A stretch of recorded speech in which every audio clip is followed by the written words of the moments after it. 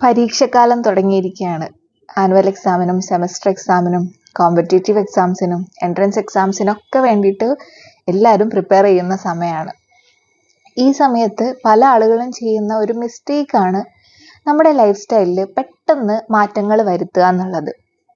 ഇത്രയും നാൾ നമ്മൾ ഉറങ്ങിക്കൊണ്ടിരുന്ന സമയത്തിൽ മാറ്റം വരുത്തുക, ഭക്ഷണം കഴിക്കുന്നതിൽ അല്ലെങ്കിൽ നമ്മൾ ഫിസിക്കൽ ആക്ടിവിറ്റീസ് ചെയ്യുന്നത് പെട്ടെന്ന് സ്റ്റോപ്പ് ചെയ്യുക, ഇങ്ങനെ പല രീതിയിലുള്ള ചേഞ്ചസ് നമ്മൾ പരീക്ഷയോടനുബന്ധിച്ച് ചെയ്യാറുണ്ട്. ഇത് ഗുണത്തേക്കാളേറെ ദോഷമാണ് ചെയ്യുന്നത്.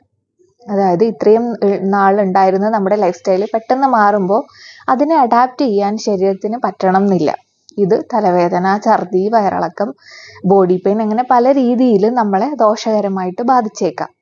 അതുകൊണ്ട് നിങ്ങൾ പരീക്ഷയ്ക്ക് വേണ്ടി കുറച്ചധികം സമയം പഠിക്കണം, അല്ലെങ്കിൽ പ്രിപ്പറേഷന് വേണ്ടിയിട്ട് കുറച്ച് കൂടുതൽ സമയം കിട്ടണം എന്നാണെങ്കിൽ നിങ്ങളുടെ കളിക്കാൻ പോകുന്ന സമയം, ഉറങ്ങുന്ന സമയം, ഇതിലൊക്കെ മാറ്റം വരുത്താൻ ഉദ്ദേശിക്കുന്നുണ്ടെങ്കിൽ അത് നിങ്ങളുടെ എക്സാം പ്രിപ്പറേഷൻ തുടങ്ങുന്നതിന് 1 മാസം മുന്നേ എങ്കിലും നിങ്ങൾ ചെയ്തു തുടങ്ങുക.